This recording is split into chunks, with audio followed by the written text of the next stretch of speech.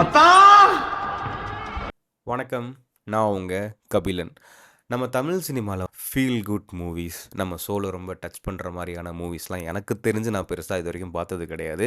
ஏன்னா மலையாளத்தில் தான் வந்து இந்த மாதிரியான மூவிஸ்லாம் வருதுன்னு நிறைய பேர் சொல்லுவாங்க. ஏன்னா நான் பெரிய ஒரு மூவி லவர் கிடையாது. ரொம்ப ரேராக தான் நான் மூவின்றதே பார்ப்பேன். ஏன்னா 2024 ரிலீஸ் ஆன இந்த மெய்யழகனை இப்போ நான் கிட்டத்தட்ட 2 வருஷம் ஆச்சு. இப்போ ரீசெண்டாக தான் நான் வந்து நெட்ஃப்ளிக்ஸில் இந்த படத்தை நான் பார்த்துருந்தேன். அதுக்கு காரணம் என்ன அப்படின்னா, சோஷியல் மீடியாவில் நிறைய பேர் வந்துட்டு மெய்யழகன் மாதிரி ஒரு படத்துக்கு ஒரு சின்ன அவார்ட் கொடுக்கணும்னு கூட உங்களுக்குலாம் தோணலையா? இந்த படத்துக்கெல்லாம் போய் ஒரு ஸ்டேட் அவார்டு, நேஷனல் அவார்ட்லாம் கொடுத்துருக்கீங்கன்னு சொல்லிட்டு நிறைய பேர் வந்து சோஷியல் மீடியாவில் வந்து எழுதிட்டு இருந்தாங்க. அதுதான் ரீசன்.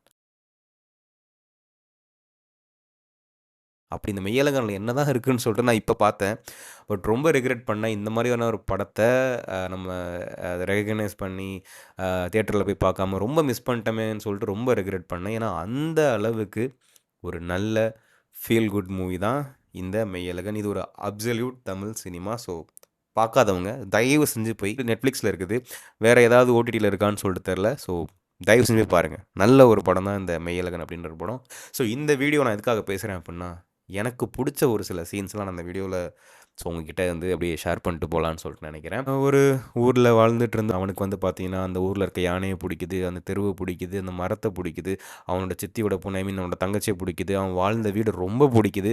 இந்த மாதிரி பிடிச்ச நிறைய விஷயங்களை விட்டுட்டு போகிற ஒரு சூழ்நிலை வருது. அதுக்கு காரணம் என்ன அப்படின்னா, அவங்க அப்பாவோட சொந்தக்காரங்களே அவங்கள ஏமாற்றி அந்த வீடை வந்து பிடுங்கிப்பாங்க. ஸோ வாழ்ந்த அந்த சொந்த ஊர்லேயே வாடகை வீட்டில் இருக்க விருப்பம் இல்லாமல் அந்த ஒட்டுமொத்த ஃபேமிலியுமே சென்னைக்கு வந்து பார்த்திங்கன்னா ஷிஃப்ட் ஆகி போகிறாங்க பெர்மனண்ட்டாக அந்த ஊரை விட்டு.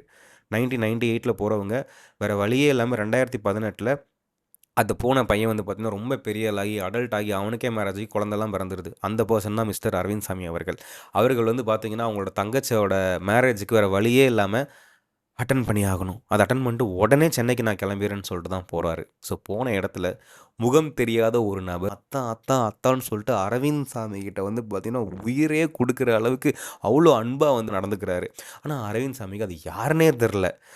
ஆனால் அந்த பெயர் தெரியாத அந்த நபர் வந்து இப்போ நடந்ததுன்னு சொல்லிட்டு பழைய இன்சிடெண்ட் எல்லாத்தையும் ஷேர் பண்ணுறாரு.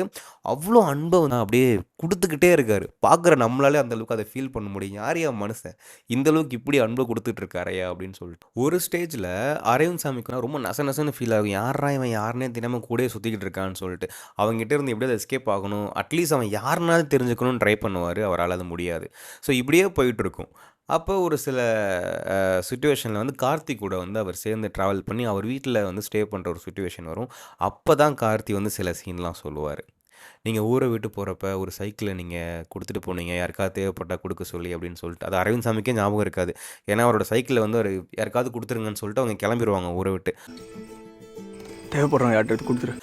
அந்த சைக்கிள் கார்த்திக் கிட்ட வந்து வரும். அப்போ கார்த்திக் வந்து சொல்லுவார், இந்த சைக்கிள் வந்ததுக்கு தான் மச்சான் நான் வந்து அங்கே கடைக்கு போகிறது எடுத்துகிட்டு போவேன், அங்கே போகிறது எடுத்துகிட்டு போவேன், ஸ்கூலுக்கு போவேன், என் தம்பியை நான் அந்த சைக்கிளில் கூப்பிட்டு போவேன், என் தம்பியை நான் சேஃபாக கூட்டிகிட்டு போய் வீட்டுக்கு வந்ததுக்கப்புறம் எங்கள் அப்பா வந்து என்னை அவ்வளோ ரெஸ்பெக்டாக நான் ட்ரீட் பண்ண ஆரம்பித்தார். அதுக்கப்புறம் தான் எங்கள் அப்பா வேலைக்கு போனார், நிறைய சம்பாரிச்சார். நான் வந்து என்னோடய மேரேஜ் அப்போ கூட இந்த சைக்கிளில் தான் போனேன். சைக்கிள்னு சொல்லிட்டு அரவிந்த் சாமிக்கு வேணாம், வேறு யாருக்காவது கொடுங்கன்னு சொல்லிட்டு அந்த சைக்கிளு கார்த்தியோட லைஃப்பில் போனதுக்கப்புறம் அந்த சைக்கிள் தான் அவருக்கு ஒரு லைஃபாகவே மாறி இருக்கு, ஒரு லைஃபை கிரியேட் பண்ணியிருக்குன்ற மாதிரி கார்த்தி வந்து அதை நினச்சிக்கிட்டு இருப்பார். சைக்கிள் ஒரு வகையில் சகலத்தையும் மாற்றிருச்சுதான்.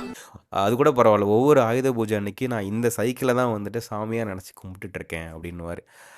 அந்த சீன் ரொம்ப ஒரு மாதிரி டச்சபுளாக இருக்கும். ஏன்னா நம்மளுக்கு வந்து வேணான்னு சொல்லிட்டு கொடுக்குற ஒரு பொருள் மற்றவங்களுக்கு அவ்வளோ பெரிய ஒரு ஸ்பெஷலான ஒரு விஷயமா மாறுதுன்னு நினைக்கிறப்ப ரொம்ப அதை பார்க்குறப்ப அந்த சீன் வந்து ரொம்ப எமோஷ்னலாக வந்துட்டு இருக்கும்.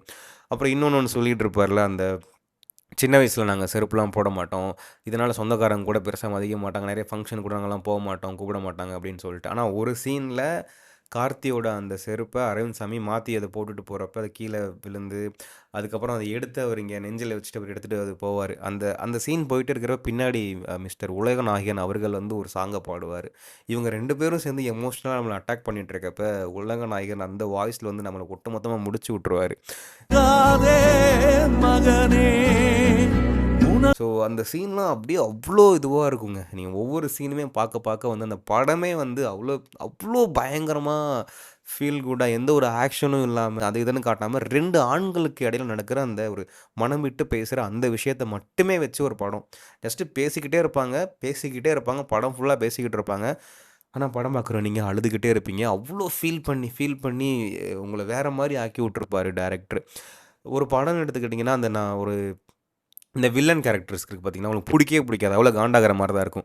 ஆனா இந்த படத்தில அந்த அரவிந்த் சாமியோட ஃபேமிலி ஏமாத்துன சில பேர் இருக்காங்கன்னு சொன்னேன்ல, அவங்களையுமே காட்டுவாங்க. ஆனா நீங்க அவங்கள பார்த்தாலுமே ரொம்ப அப்புறாணியா இருக்கிற மாரி தான் காமிச்சிருப்பாங்க. இந்த படத்தில வந்த எல்லா கேரக்டருமே ஈச் அண்ட் எவ்ரி கேரக்டர்ஸ் வந்து பார்த்தீங்கன்னா, உங்களுக்கு வந்து அவ்ளோ வந்து இன்னசென்ட்டா காமிச்சிருப்பாங்க. ஈவன் படத்தில காட்டாத சில கேரக்டர் இருக்கும். இந்த ஃபோன்ல மட்டும் பேசுற சில கேரக்டர்லாம் இருக்கும். அந்த கேரக்டர் கூட அவ்ளோ இன்னசென்ட்டா இருக்குங்க இந்த படத்துல. இந்த படத்துல யாருமே வந்து உங்களுக்கு வயலன்ஸா புடிக்காத மாரி ஒரு கேரக்டரே உங்களுக்கு காமிச்சிருக்க மாட்டாங்க. எல்லாருமே அவ்ளோ இன்னசென்ட்டா இருப்பாங்க. ஸோ கிளைமேக்ஸ்க்கு வர்றப்ப, ஒருத்தன் நம்மளோட சைக்கிள இப்படி சாமியா கும்பிட்டுட்டு இருக்கான். நம்மளுடைய பழைய பாஸ்ட் எல்லாத்தையும் அவ்ளோ இதுவா சொல்லிட்டு இருக்கான். நம்ம மேல அவ்ளோ அன்பா இருக்கான். ஆனா, அரவிந்த் சாமிக்கு அந்த நபரோட பேர் என்னன்றது தெரியல.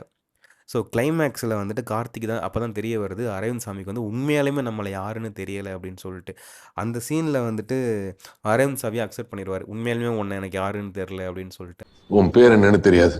அப்போ கார்த்தி வந்துட்டு ஒரு செகண்ட் ஃபோனை வச்சுட்டு ஃபீல் பண்ணுற ஒரு சீன் இருக்கும் அந்த சீன்லலாம் உண்மையாலுமே கார்த்தியோட ஆக்டிங்கை வந்து ஒரு ஸ்கேலில் வந்து நம்மளால் சொல்லவே முடியாது அவர் செம்மையாக நடிச்சிருப்பார் சூப்பராக அதுக்கு ஒரு மெஷரே பண்ண முடியாது ஸோ அந்த அளவுக்கு படத்தில் அவர் அது ஆக்டிங்னு சொல்கிறதா அது எப்படி டிஸ்கிரைப் பண்ணுறதுன்னு தெரில ஸோ அவ்வளோ பயங்கரமாக வந்து நடிச்சிருப்பார் அந்த சீனில் நான் பார்த்த மூவிஸில் இந்த மூவி ரொம்ப ரொம்ப டிஃப்ரெண்ட்டாக ரொம்ப ஸ்பெஷலாக ஒரு ஃபீல் குட்டான மூவி இந்த மெய்யழகன் மூவி ஸோ நிஜ லைஃப்பில் இந்த மாதிரியான மக்கள்களை மெய்யழகன் மாதிரி கேரக்டர் கண்டிப்பாக நம்மளால் இப்போ பார்க்க முடியுமான்னு தெரில மேபி டைனோசர் காலத்துலலாம் அவங்களாம் வாழ்ந்திருப்பதற்கு மேபி சான்சஸ் இருக்குன்னு சொல்லிட்டு நினைக்கிறேன் ஸோ நான் இந்த வீடியோ போட்டதுக்கு மெயின் நோக்கமே வந்துட்டு எனக்கு ஒரு மெமரிஸாக இருக்கும் இந்த மாதிரி ஒரு படத்தை பார்த்து நான் சும்மா பேசியிருக்கேன் யூடியூப்பில் இந்த சோஷியல் மீடியாவில் அப்படின்னு சொல்லிட்டு நான் எப்பயாவது ஃப்யூச்சரில் எடுத்து பார்க்கறதுக்காக தான் நான் இந்த வீடியோவே பேசியிருக்கேன் ஸோ உங்களுக்கு டைம் இருந்துச்சுன்னா தயவு செஞ்சு இந்த மெய்யழகன் படத்தை வந்துட்டு நெட்ஃப்ளிக்ஸில் இருக்குன்னு நினைக்கிறேன் மற்ற ஓடிடியில் எதாவது இருக்கான்னு சொல்லிட்டு தெரில